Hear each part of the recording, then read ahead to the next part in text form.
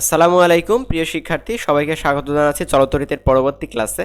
এই ভিডিওতে আমরা কভার করব রোধের সমবায়।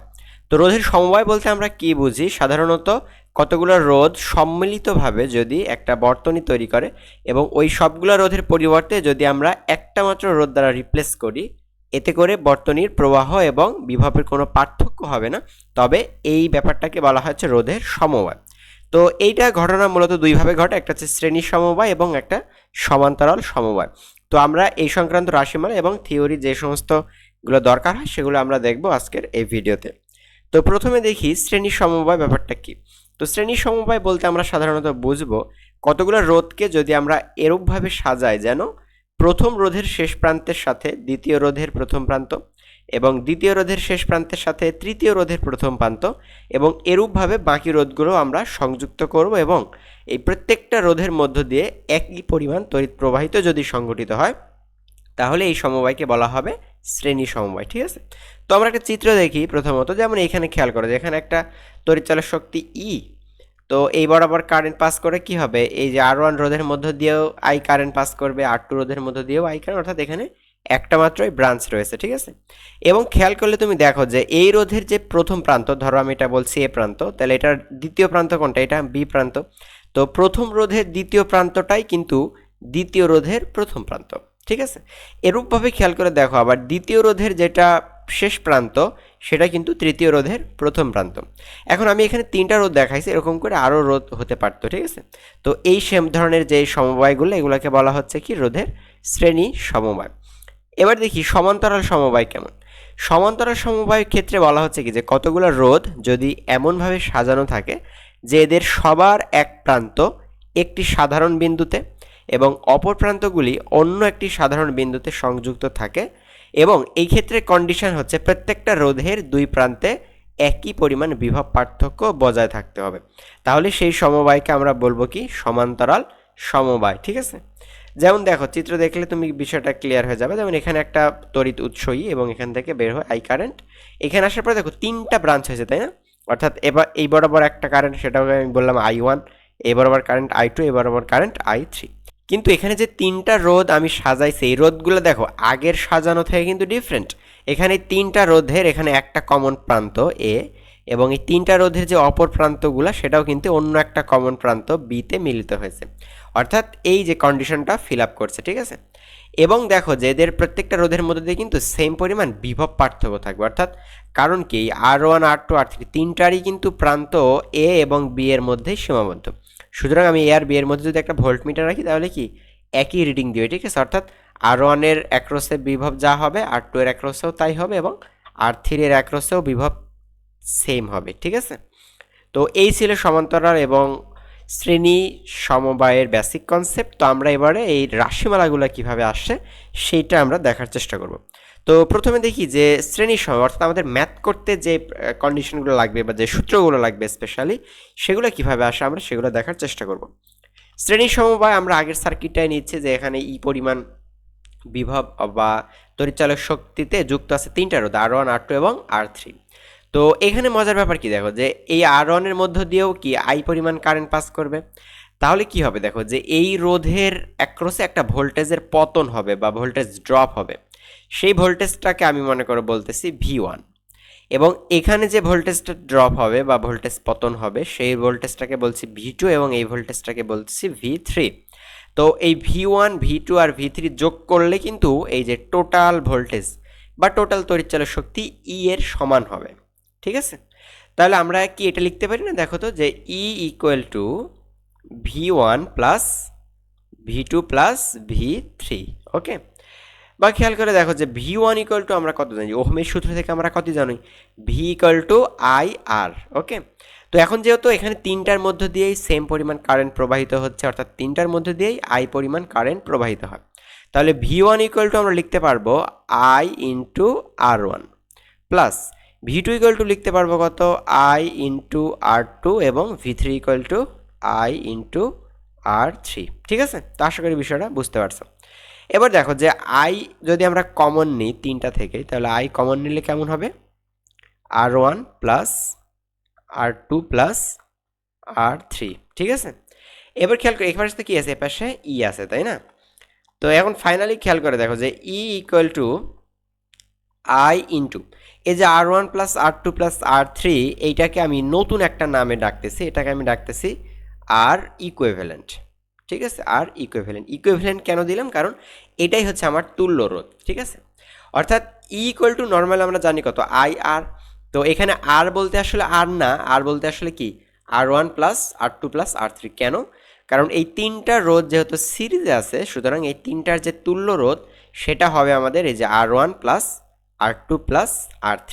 ঠিক আছে, তাহলে এইটাই হচ্ছে সেই ইকুয়েশন, বা এখান থেকে আমরা তুল্য রোধের যে রাশিমালাটা পাইতেছি সেটা কত, যে আর ইকুইভ্যালেন্ট ইকুয়াল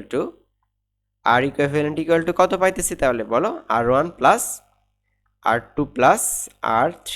ওকে, এখন প্রশ্ন হচ্ছে এখানে যদি তিনটা আর না থাকে, ধরো অনেকগুলো আর থাকে, তাহলে এখানে সবগুলোই কি হবে, যোগ হবে। ঠিক আছে, এরকম আরও থাকতে পারে যে R4 R5, অর্থাৎ এরকম করতে করতে লাস্ট পর্যন্ত কি থাকতে পারে বলো, আর এন পর্যন্ত থাকতে পারে। ওকে, তো এটাই হচ্ছে সিরিজে যদি থাকে, অর্থাৎ রোধগুলো যদি সমান্তরালে থাকে, রোধগুলো যদি সিরিজে থাকে বা শ্রেণীতে থাকে, তাহলে তাদের তুল্য রোধ বের করার যে কনসেপ্টটা বা যে সূত্রটা, সেইটা হচ্ছে এটা, যে আর equivalent equal to R1 plus R2 plus R3 plus এরকম করে যতগুলা রোধ থাকবে সবগুলা রোধের যোগফল। ঠিক আছে, তো এটা গেল শ্রেণী সমবায়ের ক্ষেত্রে তুল্য রোধের রাশিমালা। এবার দেখব সমান্তরাল সমবায়ের ক্ষেত্রে রাশিমালাটা কেমন হবে। তো সমান্তরাল সমবায়ের ক্ষেত্রে খেয়াল করো, এইখানে আমাদের কনসেপ্টটা কি দেখো, এখানে কনসেপ্টটা হচ্ছে এই যে তিনটা রোধের এখানে কিন্তু বিভব পার্থক্য সেম, তাই না? তাহলে এখানে বিভব পার্থক্য নিয়ে কাজ করলে চলবে না, এখানে আমাদের কারেন্ট নিয়ে কাজ করতে হবে। তো কারেন্ট নিয়ে আমরা কি কাজ করব, খেয়াল করো, এই যে টোটাল কারেন্ট যেটা আই পরিমাণ কারেন্ট, এই আই পরিমাণ কারেন্টটা এই পর্যন্ত আসলো, ধরো এখানে এ বিন্দু, এখানে বি বিন্দু। তো এই এ বিন্দুতে আসার পরে আই কারেন্টটা কয়টা ভাগে ভাগ হচ্ছে, তিনটা ভাগে ভাগ হচ্ছে, তাই না? একটা I1, একটা I2, একটা I3। তাহলে এখানে আমি কনসেপ্টটা কি লিখতে পারি বলো, যে আই কারেন্টটা আমার কয়টা ভাগে ভাগ হচ্ছে, তিনটা ভাগে ভাগ হচ্ছে, অর্থাৎ আই ইকুয়াল টু ওই যে তিনটা current I1 plus I2 plus I3, অর্থাৎ ওই তিনটা কারেন্টকে সাম করলে আবার আমাদের টোটাল কারেন্টটা আমি পেয়ে যাব। ঠিক আছে, তো এবার খেয়াল করো যে এই যে কারেন্ট আই, বিভবের ওহমের সূত্র থেকে আমরা জানি কত, যে ওহমের সূত্র থেকে আমরা জানি আই ইকুয়াল টু ভি ভাগ আর। ঠিক আছে, I equal to V by R. তো এখন খেয়াল করে দেখো তো যে এই R1 R2 বা R3 এদের অ্যাক্রসে যে ভোল্টেজটা, ধরো আমি এখানে এই প্রান্তটা আমি এখানে একটু চিহ্নিত করতেছি, এটা এ প্রান্ত এবং এটা বি প্রান্ত। তো এই এ আর বি প্রান্তের মধ্যে যে বিভবটা সেটাকে আমি মনে করে বলতেছি ভি। ঠিক আছে, এই এ আর বি প্রান্তের মধ্যে যে বিভবটা সেটা মনে করো ভি। তাহলে আমি যদি বলি যে I1 ইকুয়াল টু কত, তাহলে আমি বলবো কি V1 বাই R1। ঠিক আছে, I1 ইকুয়াল টু কত লিখবো আমি, মানে V1 বাই R1 লেখা উচিত ছিল, বাট এখানে দেখো R1 এর অ্যাক্রসেও ভি, R2 এর অ্যাক্রসেও ভি। তো আমি যদি V1 V2 লিখিও, তারপরে সবগুলোই কিন্তু একই মান প্রকাশ করবে, তাই না? তাহলে I1 ইকুয়াল টু আমরা লিখতে পারবো সিম্পলি ভি বাই R1। ঠিক আছে, তাহলে I1 ইকুয়াল টু আমি লিখতেছি V by R1 plus I2 এর ইকুয়াল টু লিখতেছি কত, V2 বাই R2, বা V2 লেখার দরকার নেই, কেন লিখবো না, কারণ এখানে আমার সবগুলা বিভব কি সেম। ঠিক আছে, এজন্য আর আমি V1 V2 আলাদা করে ডিফারেন্সিয়েট করার কোনো দরকার নেই। এবং I3 ইকুয়াল টু তাহলে কত হবে, ভি বাই R3। ঠিক আছে, এখন এখানে তাহলে খেয়াল করো, এখান থেকে কিন্তু আমরা একটা ভি কমন নিতে পারি বাইরে। তাহলে ভি কমন নিলে কেমন হবে, ভি কমন নিলে হবে যে 1 by R1 plus 1 by R3। ঠিক আছে, তাহলে এটা হচ্ছে V into 1 by R1 plus 1 by, এটা পাওয়া যাবে। আর এই যে ইনিশিয়ালি যে আমরা আই লিখছিলাম, তাহলে এই আই ইকুয়াল টু আমরা কি লিখতে পারি বলো তো, এই যে আই লিখছি, মানে আই ইকুয়াল টু নর্মালি আমরা জানি কত, ভি বাই আর। তো এখানে কিন্তু ভি ভি বলতে আসলে কি, এই যে টোটাল যে ভোল্টেজটা, তাই না? মানে ব্যাটারি যে বা তড়িৎ উৎস আমাদের যে বিভবটা সাপ্লাই দিচ্ছে, এটা ধরো ই অ্যাকচুয়ালি।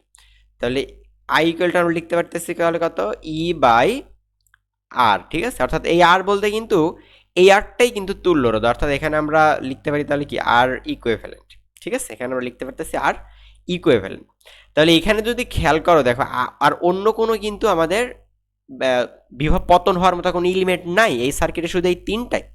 তাইলে এই তিনটার অ্যাক্রসে যে বিভবটা, এই বিভবটা বা এই ভোল্টেজটাই কিন্তু আমার টোটাল সাপ্লাই ভোল্টেজ, বিষয়টাই। ঠিক আছে, অর্থাৎ এখানে ভি বলতেই কিন্তু আমরা বোঝাচ্ছি ই, ঠিক আছে?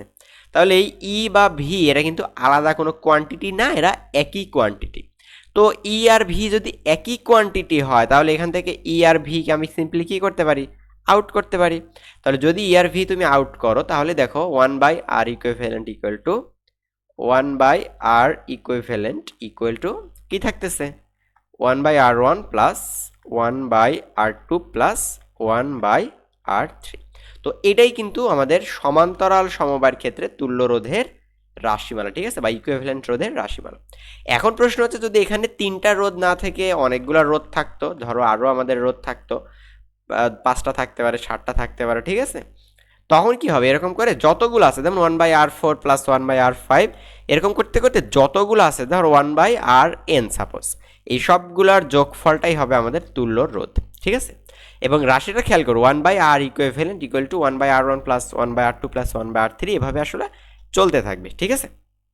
তো এই দুটা সূত্র ইউজ করে আমরা যে কোনো সমবায়ের সার্কিটগুলো সলভ করতে পারবো।